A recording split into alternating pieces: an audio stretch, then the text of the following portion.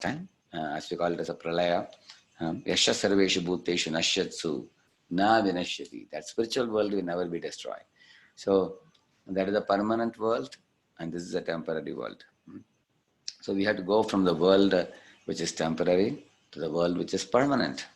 We have to go from the world which is, which is filled with the old age, disease and death, to the world which is free from old age, disease and death, which is filled with immortality. That is the third point. Mm. And the fourth point is, we are not all in all. There is a God in control, the most important one. Because if we can see Lord as the pivot of the whole universe and everything revolving around him, the sun and the moon and the planets and all the living beings are all subordinate to God and insignificant in front of him. And he is not only the greatest and the mightiest, he is also the sweetest and highly reciprocative individual, the personality, and very closely related to every one of us.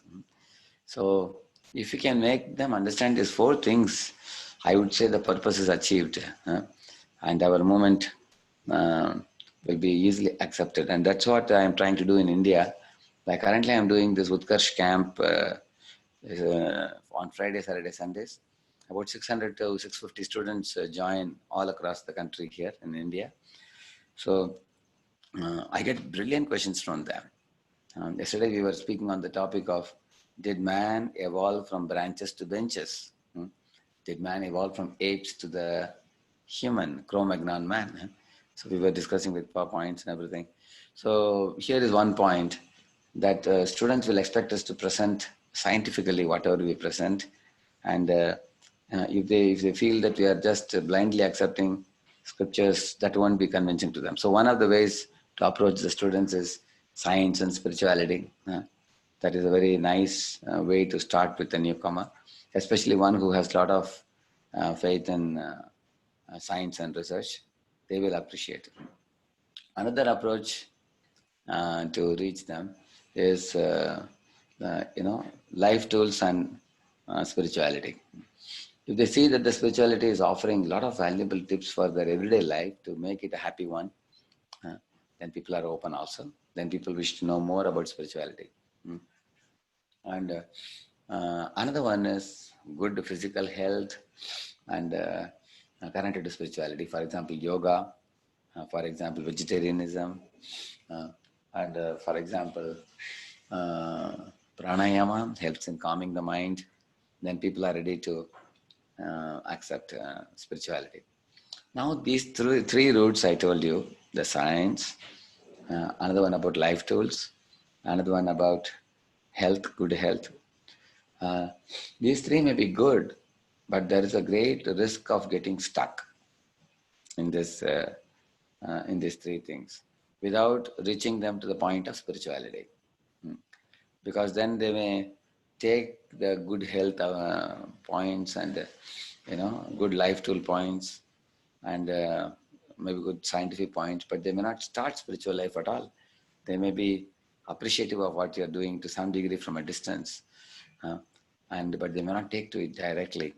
So in order for them to take to Krishna consciousness directly, like you all have taken, you all have used your voluntary choice to take to chanting, to come to the temple, to do kirtan, to take part in the programs. So for that comes a very important point here is we have to preach with knowledge, conviction and compassion, about which I'll show you a few slides now. Actually, in India, I begin with science and spirituality in the Discover Yourself course, followed by the Gita for All Made Easy course. So the Gita for All Made Easy course, game course, is actually very logical and philosophical and very lucid. Anybody can catch it very easily. And it also has some activities. I heard that some of you are doing it, I heard. So in this way, we begin with science and then use more logic, like the way Prabhupada presents. And by Krishna's grace, on an average, every year we touch about 1,000 students across the country on a regular basis, out of which we can say about 1/4 or one-third of them pick up very seriously up to 16 rounds and go to the point of initiation. Like about, we can say about 300 to 250 to 300 or 400 students pick up across the country. We have about 3,000 students who are 16 rounds in India, chanting 16 rounds and fixed up in Krishna consciousness, and more are picking up now.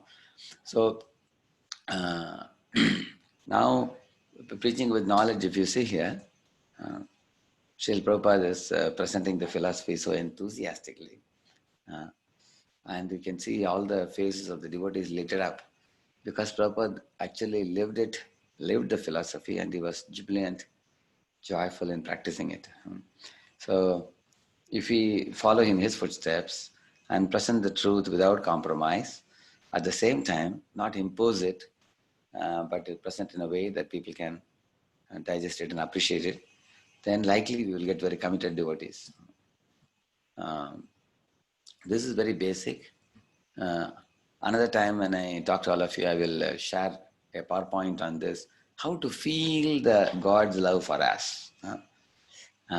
So how can we make ourselves feel and others feel Krishna's love for us through the nature?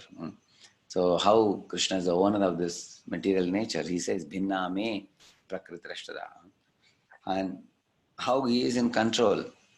It's not that we are not in control. We are also controlling, but we are minute controllers, and he's a supreme controller. We are like a cow tied to a pole. We have some limited freedom, like the cow tied to a pole has freedom. And we don't have absolute freedom or ultimate unlimited freedom.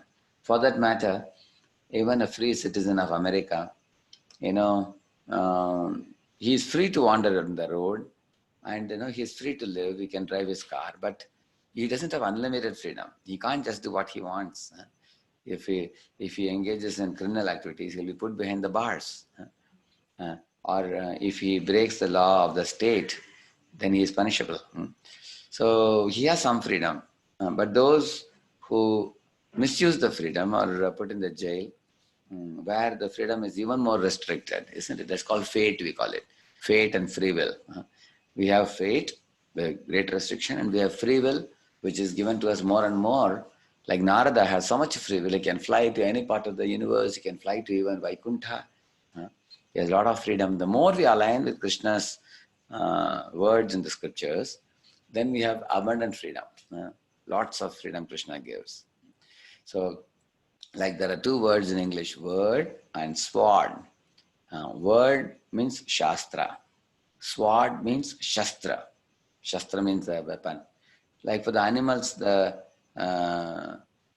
lions and tigers, they are put in the cage because of their uncontrolled passion, isn't it? And on the other hand, animals like cows are allowed to graze freely and wander in the public place in a village because they're harmless, docile. So you will see that he's a supreme controller and we are minute controllers. And it's a supreme enjoyer and we are minute enjoyers. Actually, we also get some quantum of enjoyment when we serve him. Just like when you put the food in the belly, then we also see every other part of the body getting healthier by that.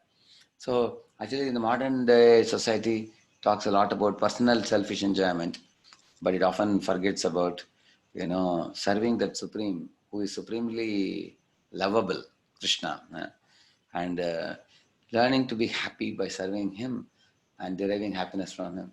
So that is often missing in the modern time. So that is one thing to be taught. And also, we know sense gratification is poison. So how do we realize it, recognize it? So if we can't recognize it, then we can't preach to people that sense gratification is poison, because we can't save them if we ourselves delight in it. Our stage is a stage where we can say that, I know sense gratification is bad. I am allured by it sometimes. I may slip sometimes, but I know for sure that sense gratification cannot make one happy. Devotional service to Krishna can make me happy. So if you are in that platform, then we can reach out to others about how sense gratification, leads to misery. And the Sampadagnana is the most important thing. You can consider the triangle of Krishna, Maya, and Jiva, the three of us. So the relationship between Jiva and Krishna is I am Krishna Das or Krishna Dasi, all of us. And the relationship between Krishna and Maya is, um, uh, like you see in Bible, there is a talk about Satan. Uh, so so I used to study Bible in my school days. So there's a talk about Father, Son, and the Holy Spirit. Three things they talk about. So Father is Krishna, and Son is the Guru, and the Holy Spirit is Krishna consciousness. So that is the similarity between Krishna consciousness and Christianity. And also in Christianity, Jesus teaches that do not hanker for wealth, which can be stolen by thieves, eaten by moths, or withered by wind, or something like that, he says, isn't it? So, in the same manner, we also say, Bhogaishwarya prasaktanam taya apahrita chetasa. We shouldn't get misled by the glittering illusion, and we have to surrender to Krishna. So, we can strike many similarities. More than 25 similarities we can strike between Bible and Krishna consciousness is possible. We can show to people. So now, getting back to the slideshow, maybe one or two slides I will show, and then we can take some discussions. So the relationship between, I was telling about Satan, I was telling you. In Bible, the understanding is there is God and Satan. Satan is the black force, and God is the bright force. So they are like opposite sides. Don't take side of Satan, take side of God. So what is equivalent in our Krishna consciousness? Can any of you say? What is equivalent of Satan in our Krishna consciousness? Maya and Krishna. Maya and Krishna. Yeah, Maya. Maya. Correct. Yeah, Maya. You're right. Yeah. But there is one very remarkable difference between the understanding of Satan as people who study Bible understand, and the understanding of Maya that we understand. There is one very stark difference between the two. Can any of you guess what it could be? Krishna created Maya on purpose, or he put it at us on purpose. Yes. And it's under his control only. Perfect. That was exactly I was looking for. There is one verse which says this. What you just now said in Sanskrit, it says that Bhakti Yogena Manasi Samyak Pranihite Amale Apashyan Purusham Purnam Mayam Chatad Apashrayam. Apashrayam means Vyasadeva saw with the outlook of bhakti. There was Krishna standing, next to him Maya was standing, and Maya was, as you rightly said, created by him and under his control. And this understanding we can give to Christians also in West, some of the students who are eager to learn that the Satan is not an independent force. Ultimately, Satan is subordinate to God. Just like a government has two departments, education department, like you are all children getting educated, and there is another department which is criminal department where they arrest those who are lawbreakers. The law abiders are given good education, lawbreakers are put in the jail, and both are the government's, both are subordinate to the government. So this understanding can make us completely free from all fear. Oh, Maya is subordinate to Krishna, then I have nothing to worry at all. Because if I take shelter of Krishna, Maya cannot touch me.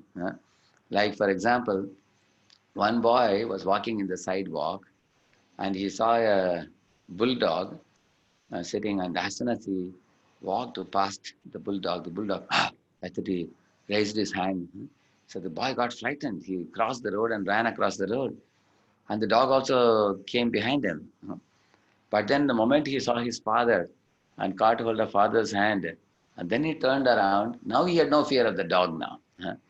Now he was just, showing, his leg like, hey, don't bite me, don't come near me, get lost. I'm with my father, you can't do anything to me now. So that's what we feel when you get the hand of Krishna, when you take shelter of Krishna, we have nothing to fear. So in this way, we can make comparisons, similarities, and we can study. So that is the relationship between Krishna and Maya. And relationship between Maya and the Jiva is that when we turn away from Krishna, then we suffer the threefold miseries and birth, old age, disease, death, and all that, isn't it? Um, and then from Jnani Bhakta to Rasika Bhakta, we have to actually relish the practice of devotional service and not just know it for the sake of knowledge alone. Because knowledge may be, enlightening. A knowledge is enlightening. It's like switching on a tube light in a dark room, which is very nice. But we have to actually relish it with the heart. If you relish it with the heart, we can practice it lifelong. If we appreciate it only with the head, then once we get busy in life, it will go to the Krishna consciousness will go to the background. So we want to become a Rasika Bhakta. And one another important thing for all of you devotees is zeal for preaching. Uh, when you, like one big good fortune for you is you are living in ISV, San Jose, where His Grace Vaisheshika Prabhu uh, is a very shining leader who is charming the hearts of people all across the globe. All of us are inspired by his enthusiasm to distribute Prabhupada's books. Samsarinam Karunayaha Purana Guhyam. Like Shukadeva felt great compassion for suffering souls, Vedavyas felt compassion. So following in the footsteps of such great people, Prabhupada felt compassion and Prabhupada's disciples are feeling compassion. So that is another strong reason for us to reach to the people. Mm. Yeah, feeling soft-heartedness towards the suffering soul, then we can, yeah. Okay, we want to give spiritual compassion, not just mundane compassion. So basically, in this letter, in this talk, Prabhupada is saying that we have to go outdoors, go door to door, and make people into devotees following in Nityananda's footsteps. Don't just take care of yourself. Taking care of ourselves is important, but we also should go out and reach out to the people, he says in this. That is the main point here. So now, till now, I told you, preaching with knowledge. That was all about knowledge. Now, here we are talking about the conviction, which is even very vital, very important. We can ask the question, why are we preaching? How convinced are you? So this is my question to all of you. Any of you can speak, yeah. Why do you preach? Or why would you want to reach to other people? Any of you? You want to give a try? Yeah? Krishna, yeah, I, I think especially over the last year, I've been talking a lot with my school friends about this because I've started opening up my Krishna consciousness, and something that hit me Yes. is that a lot of the people that have no conception of God or Krishna consciousness, they Yeah. they struggle for 10 months a year just to have 2 months of vacation and think that they're happy, and Yeah. they're looking at material happiness and they're thinking that that's the all in all, but Mhm. it really sucks to see that they haven't seen this other side of life that Yeah. is so much more satisfying and takes a lot less effort. So I think Okay. So, you are Shivats, right? Uh, so Shiva's point is that we are getting so much satisfaction and happiness in a very ideal setting. Uh, so why not give this to others? What we are getting. Imagine if you got some few gulab jamuns to eat, and there is excess of gulab jamun in the bucket. Would you not want to call others and distribute to them? And you can't, if you don't distribute it, they will never come to know how sweet it is, how wonderful it is. So that is his point that we are satisfied, we are not distributed. Thank you, Shivat. Anyone else want to add to that? Anything else? I just Hare wanted, Krishna. Yeah. sorry. So I just wanted to add, Prabhu, that sometimes in life, when we personally go through some struggle, and Mm. every avenue that we turn to kind of poses as a very flimsy answer, but we find a long-term solution in Krishna consciousness, then Mm. automatically some sort of compassion that's really genuine comes in our heart. And then Okay. naturally we want to share with everyone that's around us to show them that this is a path that they can also follow. Okay. So there are many sufferings in this world, and then when we follow Krishna consciousness, we understand them in the right perspective and we rise above them. It's very nice. So some people say blame us that you people are very pessimistic. You talk about birth, old age, disease, death. You talk about threefold miseries, you know, of miseries from body and mind. miseries from other living entities and miseries from calamities of nature and all that. So why are you people talking so bad about life? Why don't you be motivated and why don't you be positive? And why don't you be happy, have a optimistic attitude to life and go on? Why you Krishna conscious devotees are talking about problems? People ask. So what would you tell them? Hare Krishna Prabhu. I would Right. say miseries in this material world, everybody has miseries. And, there's those like that one popular quote, you have to face your problems. And the problems in this material world are our miseries. So I feel like when Krishna conscious people, they face their problem, which is these miseries, then we can come out of our miseries. If you only try to look at the good side of life, which isn't even good, and it still brings misery, then you have to look more deeply and see that everything is misery. So face the problem of misery, because that's the main problem in this material world. Good, good. I was expecting that. Very nice point. Actually, what she's saying is, we are not pessimistic. We are realistic. Huh? We are realistic. Why are we realistic? For example, if I say someone that you say eventually body will get old, it'll actually get old. So before that, we have to do some homework. Huh? Like if I tell all of you, children, your exams are coming now in 1 month. Please study well. If somebody says, why are you reminding us of the exams? Huh? We just want to relax now. Let us be positive that no exams will come. Huh? If somebody says exams are going to come, is it not true? Like if a parent, they tell their child, my dear child, please study well, because when you graduate from the school, you'll get a good job. You'll have a very bright future. Oh, mom, don't remind me of the job and other things. And I just want to play now all day. Okay, if you keep playing all day, then how will you complete the course? So to want to think about the studies, think about the future job is actually realistic. It's not pessimistic, right? Like she rightly said, huh? That we actually want to address the problems and we don't want to bury it under the carpet. So materialistic people, they want to bury the problem under the carpet and imagine, for example, white hair is coming on the head. They say, oh, you just put hair dye and go on with life. And wrinkles are coming on the face. They say, no, you just use a facelift and wrinkles will be gone. They're saying. And then the tooth are all falling one by one. They say, no, have artificial tooth set and go on with that, no problem. And eyes are going into the socket like a deep well. You say, hey, look at your eyes. It has gone in the socket. They say, no, put a very nice cooling glass. Nobody will see it. So this is not a solution. These are all stopgap solutions. They are not actually facing the reality. In fact, they are running away from the reality. Like Prabhupada said, it's like an ostrich which is running away from a tiger, and the tiger is pretty fast. And the ostrich is putting its whole, head into a hole, tightly shutting the eyes and saying, I firmly believe that there is no tiger behind me.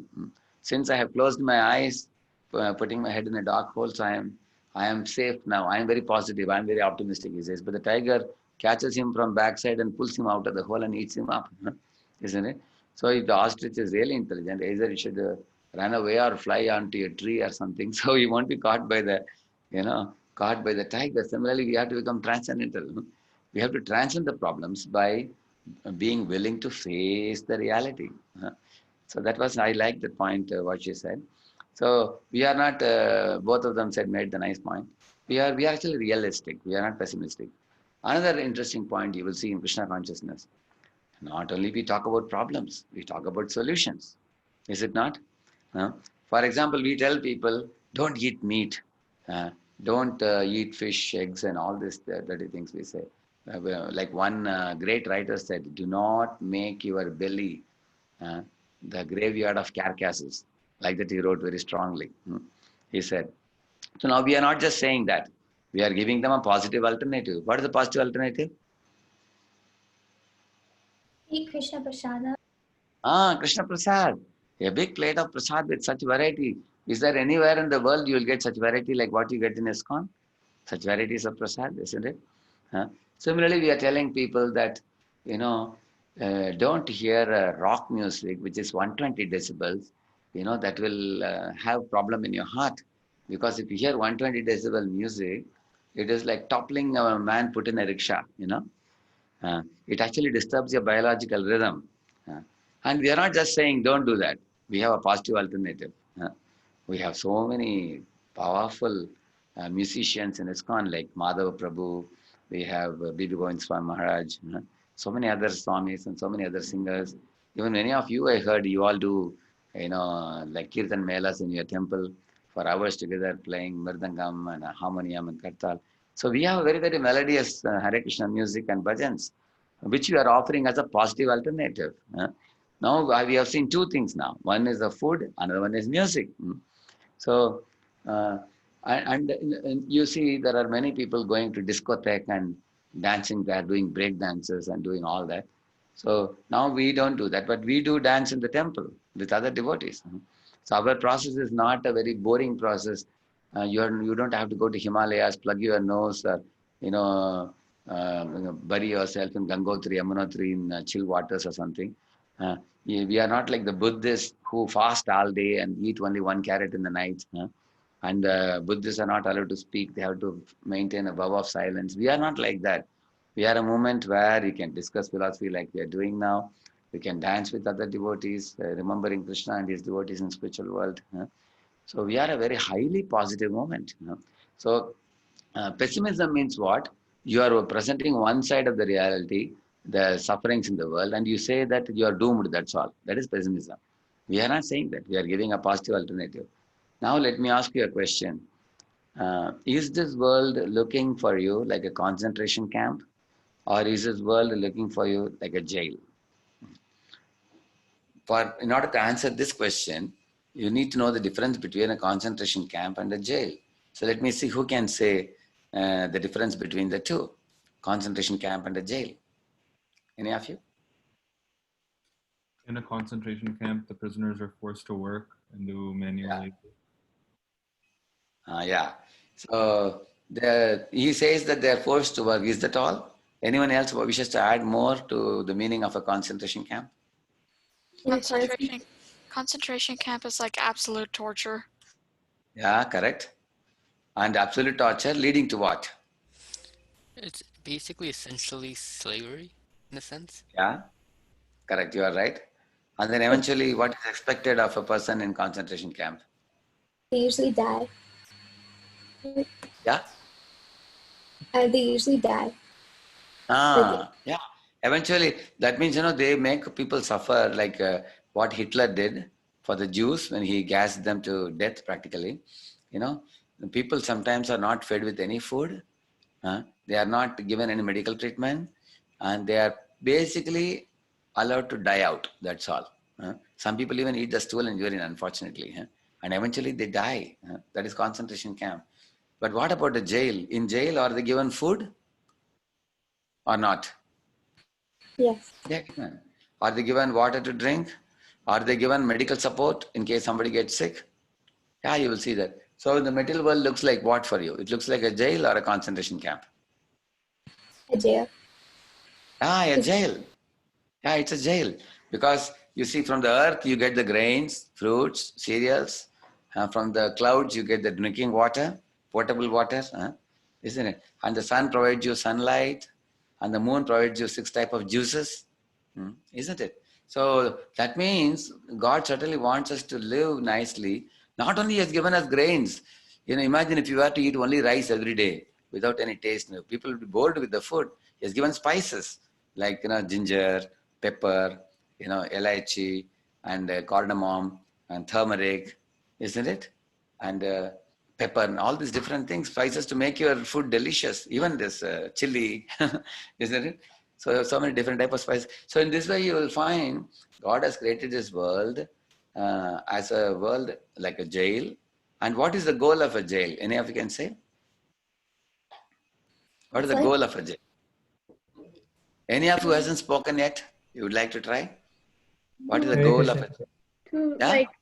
To reprove the person or make that person a better person. Correct. Perfect understanding. To make that person a better person, reform the person. That's the goal of the jail. And this world also is for the same purpose. From enjoying mentality, we have to come to the seva mentality. From exploitative mentality, we should come to the mentality of, being kind, courteous, and serving with Krishna in the center, like in Vaikuntha we see, which is just the opposite. So in this way, this world is actually a place for reformation. That's all. And why there are restrictions kept in this world? Just like a child goes to the kitchen to touch the fire in the stove. Mom says, hey, better don't touch it. And child then says, okay, I'll not touch the fire. I'll just pick up a knife and put it in my mouth. Mother says, hey, don't put the knife in the mouth. You'll cut your mouth. And the child says, Mom, you're saying no to this, no to that. I'm going to go out and enjoy. Hey, but my child, don't go out. Don't go out alone. I'll come with you, she says. And child wonders, why my mom is always behind me. She doesn't let me free to do what I want. But actually the mom's restricting the child is for the good of the child. You all understand it, isn't it? Otherwise the child will hurt himself. Similarly, whatever restrictions Krishna puts for us in this world is out of love. He wants to protect us and he doesn't want ourselves to hurt and go in the wrong direction. So this world is created in such a way, if I go in the wrong direction, it restricts me. And if I go in the right direction, it encourages me. For example, all of you, you do yogasanas. When you do yogasanas, you look so healthy. Even after you become a person of 60 or 70 years old, you look very young. You have seen that? You have seen yoga teachers who are 60, 70 years old, they look very young. And if you do pranayama, your mind becomes very calm. You feel very, very healthy body when you do pranayama and yogasanas, isn't it? On the other hand, if somebody puts tobacco in the mouth, he gets ulcers in the mouth. Somebody smokes cigarette, he gets cancer, lung cancer. If somebody drinks liquor, and then he gets liver cirrhosis. Somebody has multiple partners, changing multiple partners, he gets sexually transmitted diseases. So in this way, you find when we indulge in actions against God's law, then we suffer. If you align with God's law, you become more happy. That means God is restricting you from going in the wrong direction so that you will not suffer. So we can see that in this way we can explain to people why sense gratification is poison. We can very logically explain to them just as we did just now. Now we will see one more point. So therefore, if we are convinced about what we are teaching, then we will be able to convincingly present to them. We should discover pockets of resistance and bolster our faith. If we choose to live with unexamined faith, then we'll become complacent. We have to ask questions to ourselves. For example, you ask Harinam here. You ask, why am I going to Harinam? If I were to go for a Harinam Sankirtan, so let me ask all of you a question. Why do you go for book distribution? You are the right people to ask, because San Jose stands practically first all across the globe. So if you would distribute Prabhupada's books, why would you do it? Somebody who hasn't spoken can tell me. Yeah. Why would you want to distribute Prabhupada's books? So that others may also be benefited. Okay. You want to benefit others? Yeah. Okay. Thank you. Anyone else? I didn't have the most noble of intentions when I first started Rule. It was more peer pressure, but eventually I started liking doing it. And it was fun to be able to speak about whatever I've read. And so...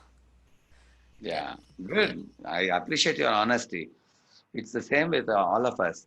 In the beginning, we didn't know how glorious it is. We made a beginning. But eventually we found, my Lord, it is so wonderful. See, I'll tell you a true story. There was a very big pharmaceutical industry in India. All the employees were becoming dull in the company eventually, and they weren't producing enough. So the company was wondering what to do. They called the one management group to evaluate why the people are becoming dull. And the management group made a policy. They told them that to send a team of 10 of them to the villages where this medicine is sold. Every week you send 10 people. So the 10 people went to the villages to watch. There they saw people actually dying for this medicine and very much appreciating the medicine and benefiting from the medicine and the ointment which they were preparing. When they came back to the company, they were producing the ointments with tremendous enthusiasm. Within 3 months, the whole company scenario changed. Everybody, the 300% increment was found in the efficiency of the people's working. And can any of you guess what happened? Yeah? How did the people become so enthusiastic in producing the products of the company? What do you think happened? How did they suddenly improve 300% in their efficiency while they were earlier dull? Maybe they were able to see in real life what the results of their work are. So they felt more motivated to distribute. Okay, okay, thank you. Anyone else wishes to add anything else?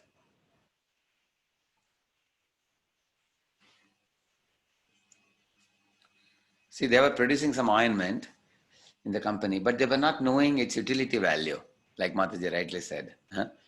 They were just producing, it was boring for them. Similarly, imagine if we stay within the four walls of the temple and we do our chanting Hare Krishna and take darshan of the deities, then we may not be so enthused because we will not know how much it is benefiting others. But if you go out, like one of our friends said a few minutes ago, initially we may have a hesitation, but when we go out, we see, oh, so many youths are addicted to drugs, so many are drinking liquor, and so many are eating sleeping pills, and so many youths are dying. Some are jumping off from tall towers and committing suicide. How unfortunate. Huh? So when we see their plight, and then you give them chanting Hare Krishna, taking prasad, and then they become happy devotees. Even one boy or girl comes into Krishna consciousness by your preaching, you get tremendous joy. Huh? You see, this person was heading a very wrong path, and I saved this person and brought him to Krishna's lotus feet. The joy you feel in that gives you the thrill to reach out to more people, isn't it? Huh? So that's what happens. So we have to ask the question to ourselves, why am I going for Harinam Sankirtan? Why am I going for distributing books? And we have to ask this type of challenging questions to ourselves. And then when we think more, then we become more eager to reach to other people. And we can sensitively reach to the people. We want to show them compassion, but not mundane compassion alone. Like here I have written the example of a kite boy. Like a boy was, climbing up the rooftop of the house where there was no parapet wall, and he was sending a kite up and looking at the sky, not knowing that he may fall off the parapet wall. And another gentleman, he told the boy, your mom is calling, please go. She wants to talk to you. So when the boy went down to the home, mom wasn't calling, but the gentleman told a lie. And then when he came down, the gentleman scolded him and said, hey, you are sending kite up, not seeing the tall tower has no parapet wall. He scolded him. So his scolding is also a sign of compassion. Therefore, Prabhupada sometimes appears to be strong in dealing with the materialists. It is for saving them from falling off, like that small kid. So we have to attract people by our deep conviction than our pushiness. So, and we are not only we want to explain logically step by step, but we want to give them a real taste of Krishna consciousness. So now I will stop here. I have 3-4 minutes only left now. So her question was very good. When I come next time, I can continue. This slideshow has 3-4 more slides, which I will show you. Today, what did we do? If you see, I will just show the slide back so that you will remember what we discussed today. If you see this, before this slide, I began with this one. I told you that wedding, science and religion. So how do we create a breakthrough, knocking a jiva from material orbit into spiritual orbit? For that, we need these 3 things I said: preaching with knowledge, conviction, and compassion. Today, I discussed about knowledge and conviction too. These 2 we covered, and we will talk about compassion next time I meet you all. So, if you see here, knowledge, I told you, we have to talk about the proprietor, controller, enjoyer, which is Krishna. We have to systematically understand it. Then we can convincingly present to the people. And how sense gratification is poison, we have to understand it. Similarly, Sambandha between Krishna, Maya and Jiva, we should know. So it's easy to remember 3 things. Sambandha means Krishna, Jiva and Maya. And proprietorship, controllership, enjoyership. And from Jnani Bhakta to Rasika Bhakta. And with compassion for the suffering souls.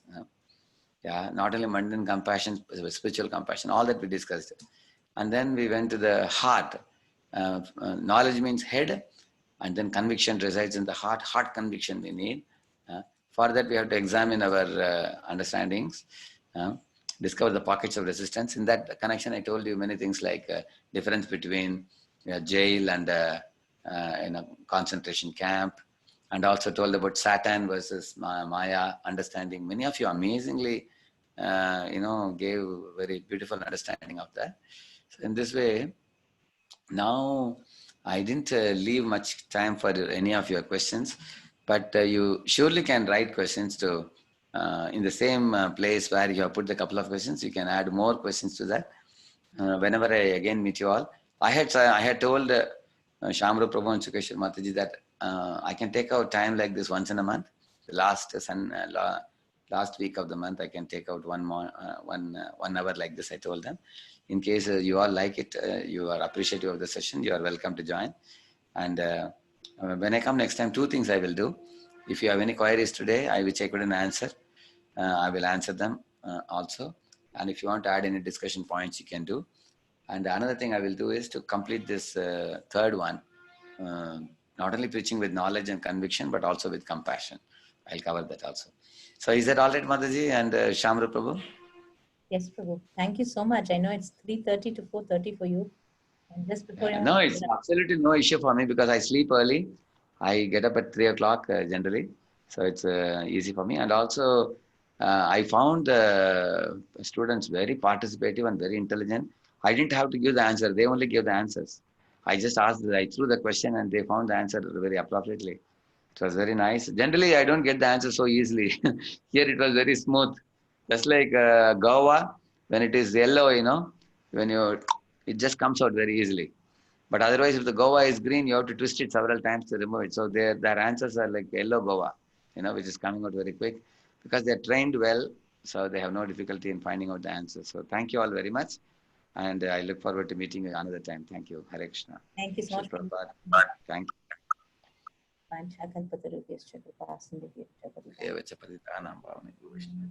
अनंत कोटि वैष्णव वृंद की प्रभुपाद की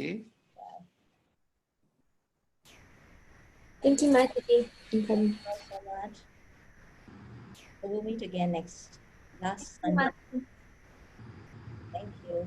Haribol. Thank you. Haribol.